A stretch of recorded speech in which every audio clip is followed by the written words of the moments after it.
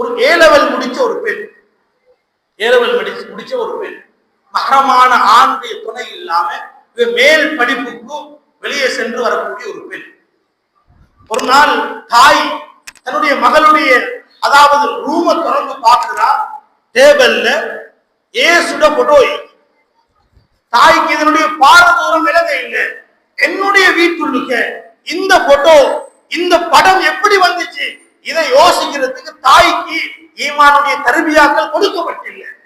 அன்பாதர்களே, தாய் இதை பெரிய விளைவாக நினைக்க இல்லை, எடுத்து கிழிச்சு போட்டுட்டார்.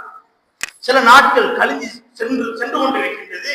மகளுடைய ரூம் உள்ளுக்கு கதவு மூடப்பட்டிக்கு ஏதோ முனங்கல் சத்தம், சின்ன சத்தம் ரூம் உள்ளுக்கு வெளியே வருவோம். தாய் கதவை திறந்து தட்டி பார்த்தா மகள் குருஷ் அடிக்கப்பட்டிருக்கு. மகளுடைய ரூம்ல மகள் அதை வணங்கி கொண்டிருக்கிறான். தாய் கத்தி பெரட்டி மக்கள் எல்லாம் கூப்பிட்டு இந்த பெண்ணை விசாரிக்க சைக்காலஜி ரீதியான ஒரு ட்ரீட்மெண்ட் செய்யலாம். இது பத்தல ஜிமியாவுடைய கண்காணிப்பு நடந்த விஷயம். நாங்களும் கண்டத்தை சொல்றோம்.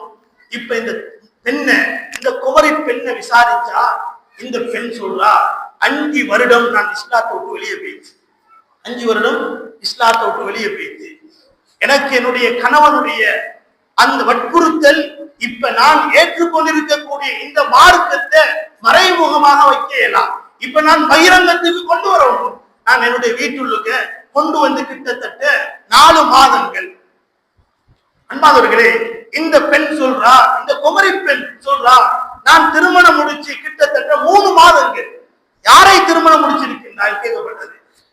அந்த அந்த அதாவது வாலிபனுடைய பேரை சொல்லி எங்க உன்னுடைய திருமணம் நடந்தது சொல்லப்பட்டுச்சு. பத்தல இந்த சேஜ்ல என்னுடைய திருமணம் நடந்தது. என்னுடைய கணவரோட 5 தடவைகளுக்கு மேல நான் வாழ்க்கை நடாத்திருக்கின்றேன் என்று இந்த பெண் சொல்லக்கூடிய ஒரு பயங்கரமான கட்டம் ஏன் உருவாகுது? அன்பாளர்களே, எங்களோட வீட்டு சூழல் எவ்வளவு மோசம். நாங்க ஈமானுடைய தர்பியாக்களை உண்டாக்குறதுக்கு நாங்க பார்க்கிறோம். உலகத்துல எப்படியாவது ஹராத்த சரி கொண்டு வந்து எங்களோட குடும்பத்துக்கு கொடுத்து உலகத்திலே வாழ்க்கையை முடிச்சு. அன்பாளர்களே, பயங்கரமான நிலைகள். எனவே அல்லாஹ் தஆலா எங்களோட பெண்களையும் எங்களையும் இந்த பயங்கரமான நிலையில் எதிர்பார்க்காம யா அல்லாஹ் எங்களோட பாவங்களை மன்னிப்பாயா, எங்களோட குற்றமுறைகளை தப்புத்தவர்களை மன்னிப்பாயா, யா அல்லாஹ் எங்களோட நிலைமைகளை சீராக்குவாயா, எங்களோட பெண்களுடைய நிலைமைகளை சீராக்குவாயா, யா அல்லாஹ் எங்களோட குடும்பத்தோடு யா அல்லாஹ் சொர்க்கத்தில் ஒன்றாக வாழ தோல்வி செய்வாயா, எங்களோட பெண்களையும் அந்த நரக நெருப்பில் பாதுகாக்க உதவி செய்வாயா, யா அல்லாஹ் எங்களோட பாவங்களை மன்னிப்பாயா, பெற்றோர்களுடைய பாவங்களை மன்னிப்பாயா, யா அல்லாஹ் அவர்கள் மண்ணறையில் வாழ்கின்றார்கள் யா அல்லாஹ் அவர்களுடைய மண்ணறையை சொர்க்கத்து பூங்கலையாக ஆக்குவாயா, அவர்களுடைய மண்ணறையை யா அல்லாஹ் நீ சொர்க்கத்து பூங்கலையாக ஆக்குவாயாக, அவர்களை கியாமத்திலே யா அல்லாஹ் ஜன்னத்துல் ஃபிர்தௌஸ்ல வாழ வைப்பாயா. எமது பெற்றோர்கள் அதிகமானவர்கள் நோயாளிகளாக இருக்கின்றார்கள் யா அல்லாஹ் அவர்களுக்கு ஆரோக்கியத்தை கொடுப்பாயா. கேவலமான கெட்ட மூச்சுகளை விட்டு எங்களையும் சந்ததிகளையும் பாதுகாப்பாயா. இறுதி மூச்சில் லா இலாஹ இல்லல்லாஹ் முஹம்மது ரசூலுல்லாஹ் ஸல்லல்லாஹு அலைஹி வஸல்லம் என்ற கலிமாவோட உன்னுடைய பொருத்தத்தை அடைஞ்ச நிலைமையில சொர்க்கத்தை பார்த்தவர்களும் சிரிச்சு கொண்டு உலகத்துக்கு தோல்வி செய்வாயா.